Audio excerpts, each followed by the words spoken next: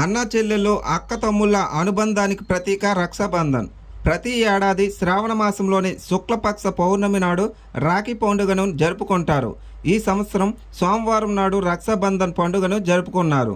ఇందులో భాగంగా ఇచ్చాపురం నియోజకవర్గంలోని కవిటి, సోంపేట, కంచిలి, ఇచ్చాపురం మండలాల్లో అక్క చెల్లెళ్ళు తమ సోదరుల చేతి మణికట్టుకు రాఖీ కట్టేందుకు సిద్ధమయ్యారు.